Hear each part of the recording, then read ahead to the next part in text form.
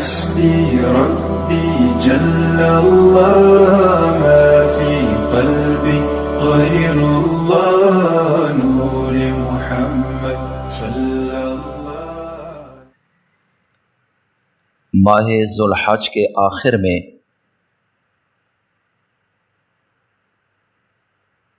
سن 23 ہجری میں مدینہ منورہ میں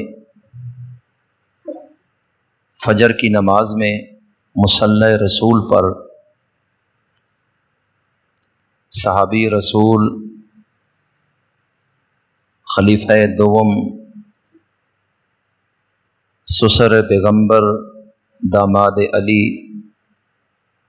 مراد رسول امیر المؤمنین سیدنا عمر بن خطاب رضی اللہ تعالی عنہ کو شہید کیا گیا.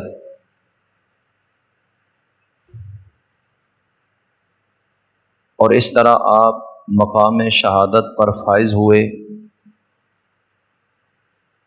بہترین اسلامی زندگی گزار کر شہادت کی بہترین موت سے سرفراز ہوئے. نبوت کے بعد اس کائنات میں روحانی مرتبوں میں سب سے بڑا رتبہ صحابیت کا ہے. آپ وہ عظیم شخصیت ہیں جن کو اللہ تعالیٰ نے یہ مرتبہ عطا فرمایا تھا. صحابہ اکرام میں بھی مراتب اور درجات ہیں، بعض کو بعض پر فضیلت دی گئی ہے. صحابہ اکرام کی جماعت کی دو بڑی تقسیمیں ہیں جن کو ہم دو طبقات بھی کہہ سکتے ہیں. ایک طبقہ مہاجرین کا کہلاتا ہے اور دوسرا انصار کا. مہاجرین صحابہ کا رتبہ انصار سے زیادہ ہے. امیر المؤمنین سیدنا عمر رضی اللہ تعالیٰ عنہ مہاجرین میں سے ہیں، اور مہاجرین صحابہ میں پھر ان کا رتبہ زیادہ ہے جن کو اصحاب بدر کہا جاتا ہے. یعنی وہ مقدس شخصیات جنہوں نے اسلام کے اولین معرکہ غزوہ بدر میں اپنی جان ہتھیلی پر رکھ کر اس دین کے غلبے کے لیے اپنے آپ کو پیش کیا، جبکہ اسباب کے درجے میں ظاہراً فتح کے امکانات بالکل نہیں تھے، 100% مر جانے کے تھے. اس وقت جو لوگ اس لڑائی اور جہاد اور قتال میں شریک ہوئے ان کو اصحاب بدر کہا جاتا ہے. مہاجرین کی جماعت میں اصحاب بدر کا رتبہ باقی مہاجرین سے زیادہ ہے. امیر المؤمنین سیدنا عمر رضی اللہ تعالیٰ عنہ اصحاب بدر میں سے بھی ہیں. پھر اصحاب بدر ان 312 یا 13 شخصیات میں سے 10 وہ خوش نصیب صحابہ جن کو عشرہ مبشرہ بالجنہ کہا جاتا ہے، جن کو بائی نیم اللہ کے رسول نے جنت کی بشارت عطا فرمائی. ان کا رتبہ اصحاب بدر سے بھی زیادہ ہے. اگرچہ اصحاب بدر ہیں لیکن رتبے میں ان سے آگے نکل گئے، اور ان عشرہ مبشرہ میں سے دوسرے نمبر پر امیر المؤمنین سیدنا عمر ہیں. عشرہ مبشرہ میں سے ان 10 صحابہ میں سے 4 شخصیات ہیں جن کو خلفائے راشدین کہا جاتا ہے. ان 4 کا رتبہ تمام صحابہ سے بڑھ کے، اور ان 4 خلفائے راشدین میں سے سیدنا امیر المومنین عمر بھی ہیں.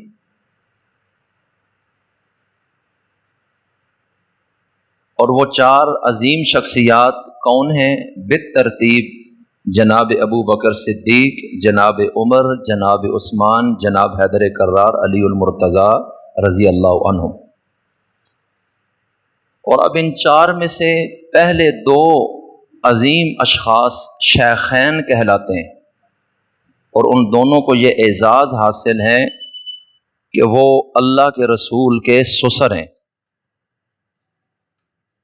ان دونوں کی بیٹیاں اللہ کے رسول کی نکاح میں آئیں اور ایمان والوں کی مائیں بنیں، اور وہ جو دو پہلے ان چار میں سے عظیم تر ہیں رتبے میں، اس میں سے امیر المومنین عمر ہیں۔ اب آپ خود اندازہ لگا لیں کہ جس ہستی کا ہم ذکر کرنے اور سننے کے لیے بیٹھے ہیں، وہ اللہ کی بارگاہ میں کس قدر مرتبے پر فائز ہے، جن کے بارے میں نبی کریم صلی اللہ علیہ وسلم نے فرمایا، لو کان بعدی نبی لکان عمر بن الخطاب، لکان عمر بن الخطاب، کہ اگر میرے بعد کوئی نبی ہوتا تو وہ خطاب کا بیٹا عمر ہوتا۔ امام ترمذی نے اس حدیث کو بیان کیا۔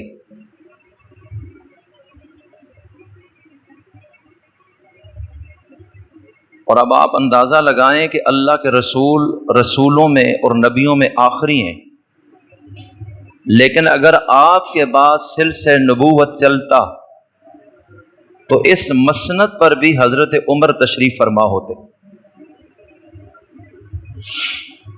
چونکہ آپ کے بعد نبوت کا سلسلہ چلنا نہیں تھا، اس لیے حضرت عمر کو نبی بنایا نہیں گیا، آپ مقام میں صحابیت پر فائز تھے۔ ایک حدیث میں ہے، نبی کریم صلی اللہ علیہ وسلم نے فرمایا، پہلی امتوں میں ایسے لوگ گزرے کہ جن کو اللہ کی طرف سے حق کی بات دل میں ڈال دی جاتی تھی، جن کو محدث کہا جاتا ہے، جن سے اللہ باتیں کرتا تھا، ملہم، اللہ کی طرف سے الہام کر دیا جاتا تھا جنہیں، اور یہ الہام فرشتے کے ذریعے نہیں ہے کہ جو وحی کہلاتی ہے، لیکن حق بات دل میں اللہ کی طرف سے ڈال دی جاتی تھی۔ فرمایا اگر میری امت میں ایسا کوئی عظیم شخص ہے کہ اللہ جس کے دل میں حق کی بات ڈال دیتا ہے تو وہ جناب عمر کی ذات ہے۔ اور ایک حدیث مبارکہ میں ہے کہ حضرت عمر بن خطاب رضی اللہ تعالی عنہ جس راستے پر چلتے ہیں، شیطان وہ راستہ چھوڑ کر بھاگ جاتا ہے۔ آپ ایمان کے اس درجے پر فائز ہیں اور جرت اور ایمانی غیرت کے اس منصب پر ہیں کہ ابلیس کا زور بھی آپ پر نہیں چلتا تھا، وہ خوف کھاتا تھا آپ سے۔ تو اس سے حضرت عمر کے تقوی کا اندازہ لگا لیں کہ اللہ تعالیٰ کے کتنے قریب تھے۔ اور نبی کریم علیہ السلام نے بائی نیم فرمایا، عمر فی الجنہ، اے عمر آپ جنت میں جائیں گے۔ اور خلفائے راشدین میں سے آپ دوسرے نمبر پر فائز ہیں۔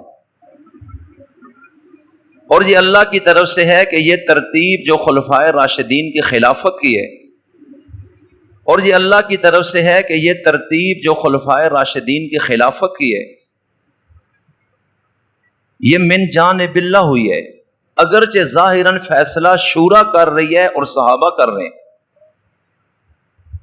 لیکن یہ اللہ تعالیٰ کی طرف سے بھی یہی تھا اور وقت نے ثابت کیا۔ پہلے نمبر پر یہ بات ہے کہ موت کا وقت ہر ایک کا مقرر ہے۔ اللہ تعالیٰ نے کس کو کس سرزمین پر کس حالت میں کتنی عمر میں کس دن کس گھنٹے منٹ سیکنڈ میں موت دینی ہے یہ طے ہے۔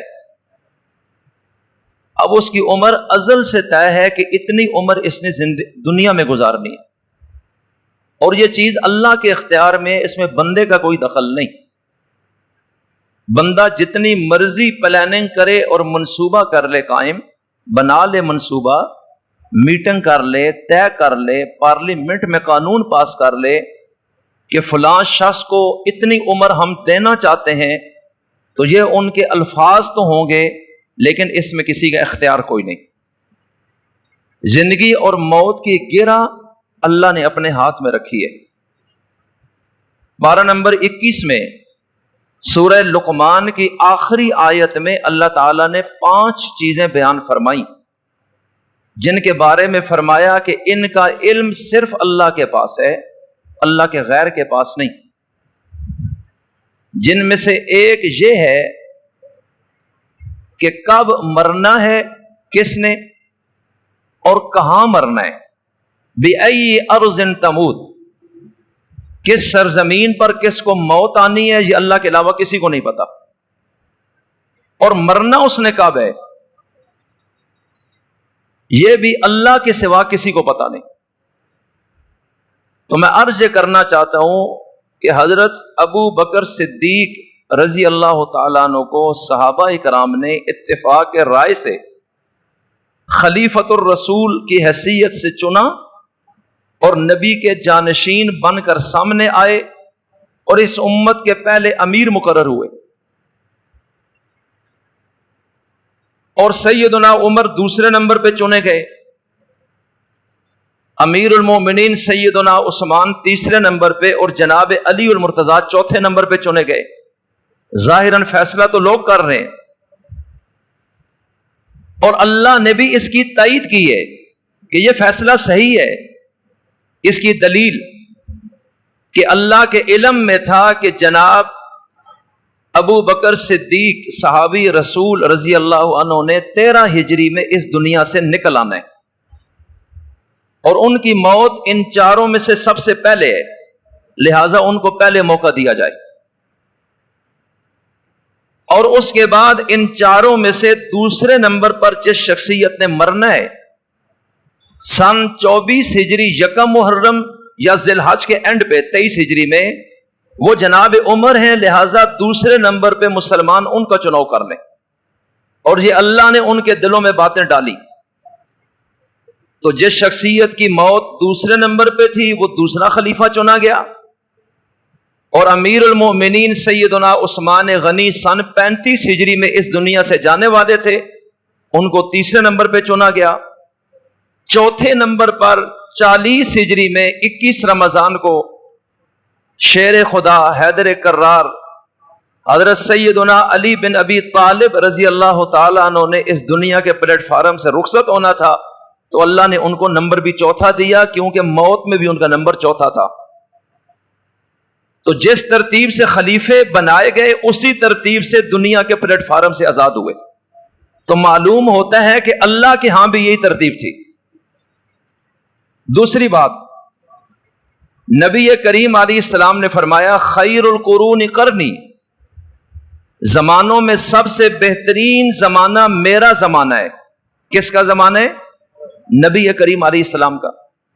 قرن زمانے کو کہتے ہیں، خیر القرون قرنی، زمانوں میں بہترین زمانہ میرا زمانہ ہے، ثم الذین یلونہم ثم الذین یلونہم، پھر اس زمانے کے بعد جو لوگ آئیں گے اس زمانے سے ملے اور جڑے ہوئے وہ بہتر ہوں گے، اور اس کے بعد جو لوگ ان کے بعد آئیں گے وہ تیسرے نمبر پہ بہتر ہوں گے۔ یعنی صحابہ اکرام یہ اللہ کے رسول کے زمانے کے لوگ ہیں، تابعین صحابہ کے بعد متصلاً آنے والے، تبع تابعین تیسرے نمبر پہ آنے والے۔ فرمایا یہ 3 زمانے بہترین ہیں، اور ان میں بہترین تر زمانہ وہ ہے جو میرا ہے، اور وہ کون سا ہے؟ وہ صحابہ کا زمانہ ہے، چونکہ صحابی نبی کے زمانے کا شخص ہے۔ علماء نے لکھا ہے پہلی کیٹیگری خیر القرون قرنی میں جو بہترین تر زمانہ ہے، آخری صحابی کی اس دنیا میں وفات تک وہ زمانہ باقی رہا، اور وہ 110 ہجری میں آخری صحابی بصرہ کے علاقے میں اس دنیا سے آخرت کی طرف گئے۔ تو گویا کہ خیر القرون قرنی یہ پہلا دور ایک تفسیر کے مطابق 110 ہجری تک چلا، لیکن اب اس میں بھی ذرا توجہ کیجئے، ہمارا یہ عقیدہ ہے وَمَا يَنطِقُ عَنِ الْهَوَىٰ إِنْ هُوَ إِلَّا وَحْيٌ يُوحَىٰ، کہ ہمارے رسول اللہ کے عظیم رسولوں میں سے ہیں اور سب سے عظیم ہیں۔ آپ جب بھی اپنی زبان مبارک سے بولتے ہیں تو وحی کے بغیر نہیں بولتے، آپ معصوم پیغمبر ہیں، آپ کو اللہ تعالیٰ نے گناہ سے پاک بنایا ہے، آپ کی زبان سے خلاف واقعہ بات کبھی زندگی میں صادر نہیں ہوئی، کبھی جھوٹ نہیں نکلا، جھوٹ کا شائبہ جس چیز میں ہو وہ بھی آپ کی زبان سے کبھی جاری نہیں ہوا۔ اتنی مقدس اور مضبوط اور پکی زبان کہ جس سے نکلا ہوا لفظ آج تک کبھی غلط ثابت نہیں ہوا، ہزاروں تجربات کے بعد اور صدیاں گزرنے کے بعد اس زبان مبارک سے نکلا ہے کہ بہترین زمانہ میرا زمانہ ہے، اور اس کے لیے لفظ استعمال ہوا ہے قرنی۔ کون سا لفظ ہے؟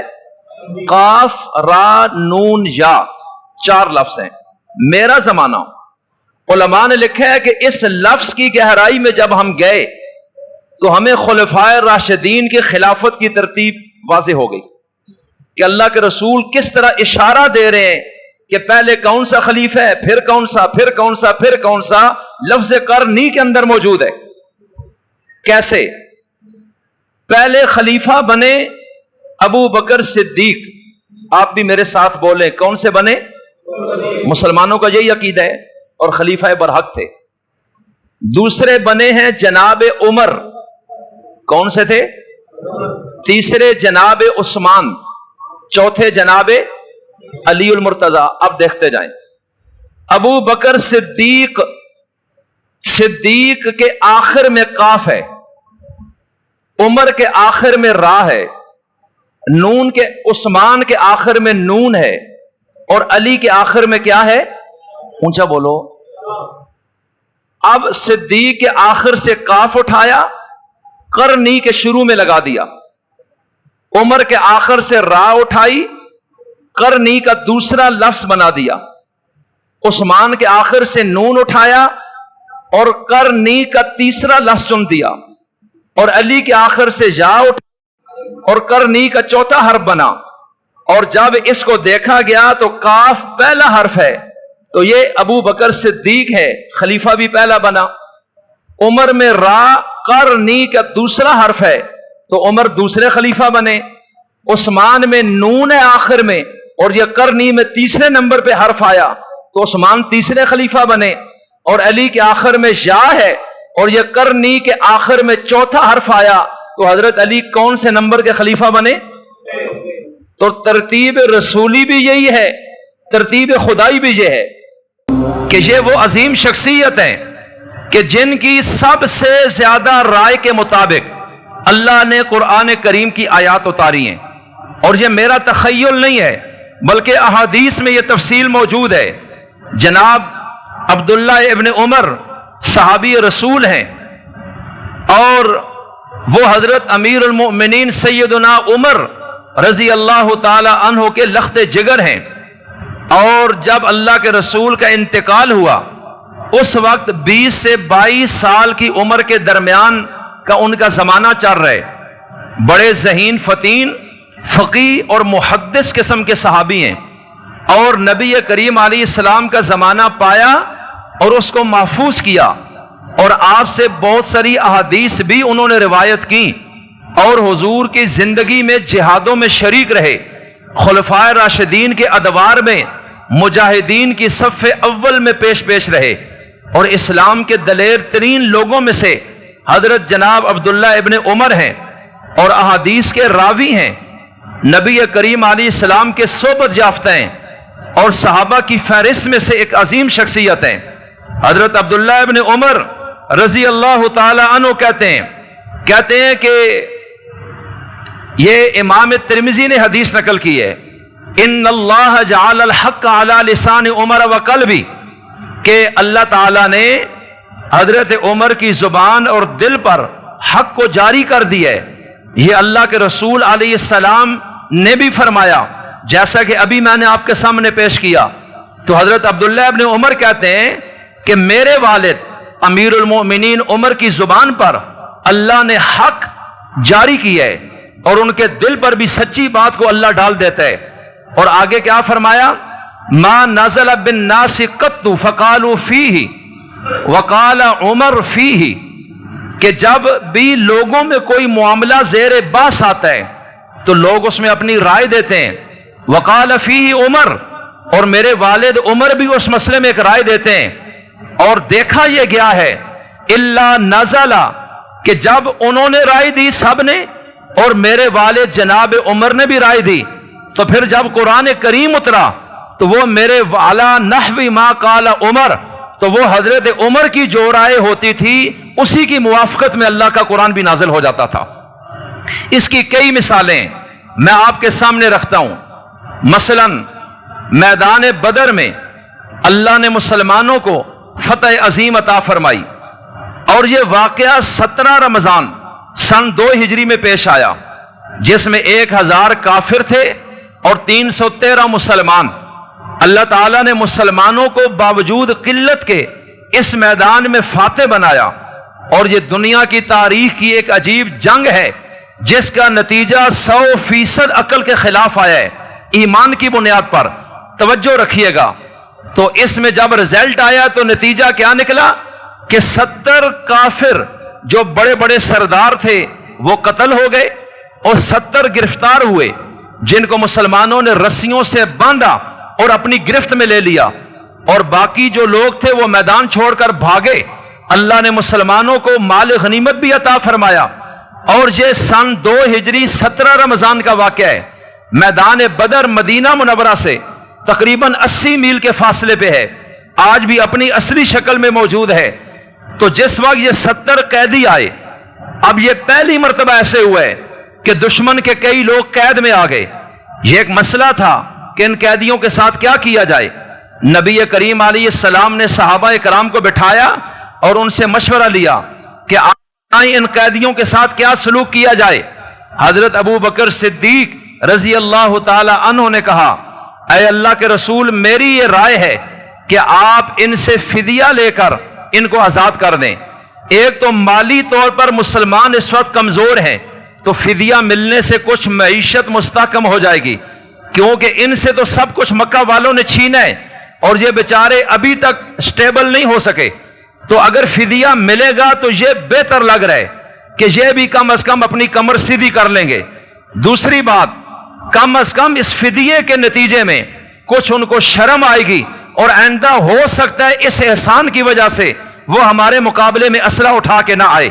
تو اس میں 2 حکمتیں میں دیکھ رہا ہوں، لہٰذا آپ ان کو فدیہ لے کر چھوڑ دیں، ان کو قتل نہ کریں، یہ میری رائے ہے۔ صحابہ کرام دیگر بھی تھے، آپ صلی اللہ علیہ وسلم پوچھتے رہے، آپ بتائیں، آپ بتائیں، آپ بتائیں۔ اب ہر ایک اپنی رائے دے رہے، اکثریت کی رائے وہی ہے جو جناب صدیق اکبر کی ہے۔ حضرت عمر بن خطاب تشریف فرما ہے، نبی کریم علیہ السلام پوچھتے ہیں، اے عمر آپ بتائیں، یہ 70 لوگ ہماری گرفت میں ہیں، یہ ہمارے مقابلے میں آئے، یہ جنگی قیدی ہیں، انہوں نے ہم پہ حملہ کیا ہے، یہ ہمیں قتل کرنے کے لیے آئے، اور ظالم بھی ہیں کہ ان کو سب کچھ ہمارا ان لوگوں نے سمیٹا اور چھینا ہے اور ہمیں جلا وطن کیا ہے۔ جرم ان کا بہت بڑا ہے، لیکن آپ کیا رائے دیتے ہیں، کیا کرنا چاہیے؟ حضرت عمر نے عجیب رائے دی اور سب سے برعکس کر کے دی۔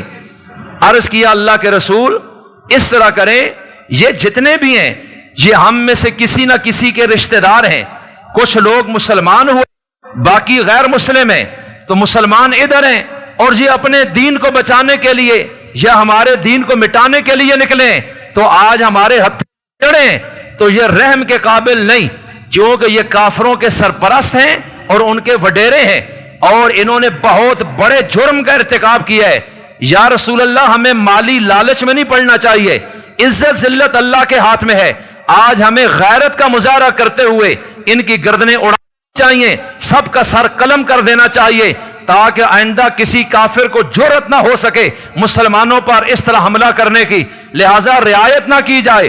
اور اس میں طریقہ یہ اختیار کیا جائے کہ اس میں جناب علی المرتضیٰ کے بھائی عقیل ہیں، جو ابھی تک مسلمان تو نہیں ہوئے تھے، گرفتار ہو گئے، اللہ کے رسول کے چچا کے بیٹے ہیں، کہا کہ عقیل کو علی کے حوالے کیا جائے، اور آپ کے چچا عباس ہیں اور ان کے بھائی حمزہ مسلمان ہے، عباس نے کلمہ نہیں پڑھا، مقابلے میں آئے ہیں، تو عباس کو ان کے بھائی حمزہ کے حوالے کیا جائے اور میرے رشتہ دار میرے ہینڈ اوور کر دیے جائیں، اور اس کے بعد ہمیں اس چیز کا پابند بنایا جائے کہ ہم اپنے ہاتھوں سے اپنے رشتہ داروں کی گردن اڑا دیں اور کھوپڑی فضا میں اڑا دیں۔ ہم یہ چاہتے ہیں۔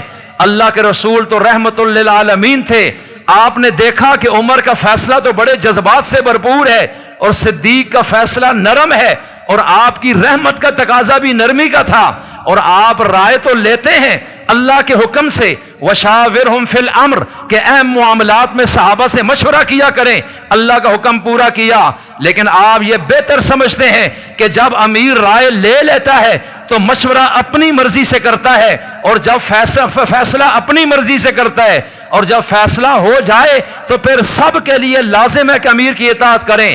اللہ کے رسول نے رائے لے لی جس میں اس مسئلے کے تمام پہلو پازیٹیو اور منفی سامنے آ گئے، اور آپ نے اس کے بعد فیصلہ دے دیا کہ اس طرح کر لیں کہ جو ان کے رشتہ دار ہیں مکہ میں رہنے والے، وہ اپنے اپنے قیدی کا فدیہ دیں، اور فدیہ مقرر کر دیا تو اپنے قیدی کو چھڑا کے لے جائیں، اور جن کا پیچھے آنے والا کو اور وہ پڑھے لکھے ہیں تو وہ کم از کم اس کے بدلے جو مسلمان ہم بتائیں گے اس کے بدلے ان کو لکھنا پڑھنا سکھا دیں، بس یہی ان کا فدیہ ہو جائے گا، اور اس طریقہ کار سے آپ نے فیصلہ دے دیا۔ اب یہ ایک طرف تو لوگوں کی سب کی رائے تھی جو اگرچہ غلط نہیں ہے، اس لیے کہ قرآن کریم میں سورہ محمد میں اللہ نے 4 قسم کا سلوک قیدیوں سے کرنے کی اجازت دی ہے، یا تو ان کو معاف کر کے چھوڑ دیں، فدیہ نہ لیں، یا فدیہ لے کے چھوڑ دیں، یا پھر آپ ان کو قیدی رکھیں اور غلام بنا لیں، یا پھر آپ ان کو قتل کر دیں۔ امیر جو صورت بہتر سمجھے وہ کر سکتا ہے۔ یہ پارہ 26 سورہ محمد میں اللہ نے 4 مسئلے بیان کیے۔ آج بھی جو امیر وقت جہاد کرے گا اور آگے قیدی مل جائیں، اسلام نے 4 صورتیں بتائی ہیں کہ جو تمہیں بہتر لگے وہ کر۔ اگر پہلی مرتبہ کوئی آیا ہے یا غلطی سے آ گیا ہے، وہ آنا نہیں چاہتا تھا مجبور ہے، اور امیر چاہتے ہم اس کو معاف کرنا چاہتے ہیں، تو بے شک اجازت دی گئی ہے کہ فیصلہ کر سکتے ہیں، فدیہ لے کے بھی چھوڑا جا سکتا ہے، قیدیوں کا قیدیوں سے تبادلہ بھی کیا جا سکتا ہے۔ خلاصہ یہ نکلا کہ 4 صورتیں موجود ہونے کے باوجود اللہ کے رسول نے فدیے والی صورت کو اختیار کیا۔ اللہ تعالیٰ نے پارہ نمبر 11 میں سورہ توبہ کی آیت نازل فرمائی، اور بڑے جلال کے اندر ما کان لنبی ان یکون له اسرى حتى یسخن فی الارض تریدون عرض الدنیا واللہ یرید الآخرہ۔ اللہ تعالیٰ نے فرمایا اے پیغمبر، یہ آپ نے کیا کیا؟ آپ کی شان کے مناسب نہیں تھا کہ آپ دنیا کا مال لے کر ان کو چھوڑ دیتے۔ آپ کے مرتبے کے موافق یہ تھا کہ جب ان کو پکڑا ہے اچھی طرح ان کی مرمت کرتے اور ان کا خون بہاتے، ان کو قتل کر دیتے۔ یہ بہترین طریقہ آپ کی شان کے مطابق تھا کہ آپ حضرت عمر کی رائے کے مطابق ہمیشہ کے لیے ان کو کل عدم کر دیتے۔ یہ اسلام کی ایک غیرت ہے کہ جو کسی بھی صورت اس طرح کے دشمنوں کو راستہ نہ دیتی۔ اب اللہ کے رسول کا فیصلہ نافذ ہو چکا ہے، اللہ اسے غلط نہیں قرار دے رہے، لیکن آپ نے اس وقت جو رائے دی جناب عمر نے، اللہ نے وہی اتار کر حضرت عمر کی موافقت کی ہے۔ تو حضرت عمر ان لوگوں میں سے تھے کہ حضرت ابن عمر کہتے ہیں کہ ایک معاملے میں سارے لوگ ایک طرف جناب عمر دے دیں تو اللہ کی تائید ہمیشہ حضرت عمر کے حق میں آ جایا کرتی تھی۔ سن 5 ہجری میں غزوہ بنی مستلق سے اللہ کے رسول واپس آ رہے ہیں۔ آخری بات عرض کرتا ہوں، رستے میں پڑاؤ ہوا، حضرت عائشہ صدیقہ ساتھ تھیں، ان کے گلے میں ہار تھا، اپنی بہن حضرت اسما سے ادھارا لے کر گئی تھیں، سونے کا تھا، وہ کہیں ٹوٹا اور نیچے ہی گر گیا، پتہ کوئی نہیں چلا۔ بعد میں مسلمان پھر اس ہار کو ڈھونڈتے رہے۔ توجہ کیجئے گا، یہاں ایک واقعہ یہ کہ جب قافلہ چلنے لگا تو حضرت عائشہ وجود کے لحاظ سے پتلی تھیں، موٹاپا نہیں تھا، اور ہودج اور ڈولی بنی ہوتی تھی جس میں پردے کی حالت میں وہ موجود ہوتی، اور مسلمان سائڈوں سے بانسوں سے اٹھا کر اونٹ کے اوپر رکھ دیتے، کجاوے کے اوپر۔ اور حضرت عائشہ اندھیرے میں کہیں نکلی سحری کا وقت جیسے سے پہلے قضائے حاجت کے لیے، کیونکہ قافلہ رکا ہوا ہے۔ اور جب اللہ کے رسول نے فرمایا چلیں، تو مسلمانوں نے جن کی ڈیوٹی تھی وہ ڈولی اٹھا کے اوپر رکھ دی، انہوں نے سمجھا امی عائشہ اسی میں، وزن کے حساب سے اندازہ نہیں ہو سکا. اور حضرت عائشہ جب واپس آئیں دیکھا کہ قافلہ تو نکل گیا, بہت پریشان ہو گئیں, لیکن عقل مند تھیں, اسی جگہ رک گئیں کہ جب وہ دیکھیں گے میں نہیں ہوں, اسی جگہ پہنچیں گے ڈھونڈنے کے لیے, مجھے یہاں سے ہٹنا نہیں ہے. اور وہیں اس طرح بیٹھی کہ اوپر چادر تھی, کچھ دیر بعد آنکھ لگ گئی. ایک صحابی ہیں حضرت صفوان, اللہ کے رسول نے ان کے ذمے لگایا تھا کہ آپ قافلے سے 1-2 منزل پیچھے رہیں گے, جب قافلہ نکل جایا کرے تو پیچھے سے جب آپ آئیں دیکھیں کوئی چیز گری پڑی ہو وہ اٹھا کر لانی ہے. یہ ایک ترتیب ہوتی تھی سفر کی. اب جب وہ آئے انہوں نے حضرت عائشہ پہ نظر ڈالی, چہرہ تھوڑا سا نظر آیا, پردے کے حکم سے پہلے انہوں نے حضرت عائشہ کو دیکھا تھا, ایک لمحے میں پہچان گئے اور ان کے منہ سے آواز نکلی, بلند آواز سے کوئی جملہ بولا, انا للہ, یا اس طرح. حضرت عائشہ یکدم اٹھی اور اپنا پردہ درست کیا. اس صحابی نے اونٹ پہ حضرت عائشہ اس کے اوپر بیٹھی. عائشہ خود کہتی ہیں بڑا شریف آدمی تھے اور انہوں نے کوئی بات میرے ساتھ نہیں کی, اور ہم اس طرح مدینہ کی طرف چل پڑے. قافلہ ہم سے پہلے ہی مدینہ پہنچا, اور جب مدینہ پہنچے دیکھا کہ حضرت عائشہ نہیں, عبداللہ ابن ابی منافقوں کا سربراہ تھا, اس کو موقع ملا, حضرت عائشہ اور صفوان کے بارے میں بدگمانی پھیلائی, زنا کی تہمت لگائی. کئی دن تک اللہ نے وحی نہیں اتاری. اللہ کے رسول صحابہ سے ایک دن رائے لیتے ہیں, بتاؤ کیا کرنا چاہیے. ہر ایک نے اپنی رائے دی ہے, مختلف آرائیں آئی ہیں, لیکن جناب عمر سے جب پوچھا, عمر مسئلہ واضح نہیں ہو رہا. عائشہ کہتی ہے میں بے قصور ہوں اور حقیقت تو یہ ہے ہمیں پتہ نہیں ہے, لیکن پروپیگنڈا اتنا زیادہ ہے, اسلام کی پوری تحریک متاثر ہو چکی ہے, ہم کسی سے دین کی بات بھی کرنے کی پوزیشن میں نہیں رہے. کہتے ہیں پہلے گھر کا بتاؤ کہ گھر میں کیا ہوا ہے. اور عبداللہ ابن ابی نے چونکہ ظاہراً کلمہ پڑھتا تھا, اس کی زبان سے جب نکلا, کچھ مخلص صحابہ بھی اس پروپیگنڈے میں پھنس گئے, پوزیشن واضح نہیں ہو رہی. اب جتنے غیر مسلم تھے یہود و نصارہ, ان کو تو بات کا پتنگڑ بنانا کوئی مسئلہ نہیں تھا. خلاصہ یہ نکلا. اب حضرت عمر سے پوچھا, عمر آپ بتائیں اس بارے میں آپ کیا کہتے ہیں. حضرت عمر نے پوچھا من زوجکہا, اے اللہ کے رسول میرا سوال ہے, عائشہ سے آپ کا یہ نکاح کس نے کیا ہے. کہا کہ اللہ نے. کس نے کہا تھا ان سے شادی کریں. کہا اللہ نے کہا تھا. تو کہا پھر میں پوچھنا چاہتا ہوں کیا اللہ کو یہ نہیں پتا تھا کہ نبی پاک ہے اور میں ان کو عیب دار چیز نہ دوں, ان کو پاک چیز دوں. جب اللہ دے رہے تو آپ کے منصب کے مطابق ہوگی. تو پھر کہا کہ کہنا کیا چاہتے ہو. کہا میں یہ کہنا چاہتا ہوں سبحانک ھذا بہتان عظیم, کہ یہ بہت الزام ہے, اللہ بھی پاک ہے اور عائشہ بھی پاک ہے. بس ادھر حضرت عمر بولے, ادھر اللہ نے قرآن کریم اتارا اور تمام مسلمان نے کہا لولا اس سمعتموہ قلتم ما یکون لنا ان نتکلم فی ان نتکلم. اس وقت تم نے یہ بکواس سنی تھی جو منافقین کر رہے تھے تو تم نے فوراً یہ کیوں نہیں کہہ دیا سبحانک ھذا بہتان عظیم. اتنے دن تم سوچ میں کیوں مبتلا رہے. حضرت عمر نے جو جملہ زمین پر اللہ نے اسی کو قرآن کی آیت بنا کر اتار دیا. اور حضرت عائشہ کہتی تھی عمر میرا محسن ہے, اس لیے اپنے جنت کے ٹکڑے ریاض الجنت میں حجرہ عائشہ میں اپنی قبر حضرت عمر کو دے کر اس احسان کا بدلہ اتارا ہے. تو جناب امیر المومنین ہمارا آئیڈیا, ہمارا ایمان ہے, اور ان کے اس معیار کی وجہ حضرت علی نے اپنی بیٹی ان کے نکاح میں دی ہے. رسول کے ساتھ الگ رشتہ جڑا ہے کہ نبی کے سسر بنے, اور علی کی بیٹی 17 ہجری میں ان کے نکاح میں گئی تو علی کے داماد بنے. اور اس طرح دنیا میں بھی باکمال رہے, آخرت میں بھی باکمال رہے. اللہ مجھے اور آپ کو حضرت عمر کی سیرت سے روشنی حاصل کرنے کی توفیق عطا فرمائے. وما علینا الا البلاغ.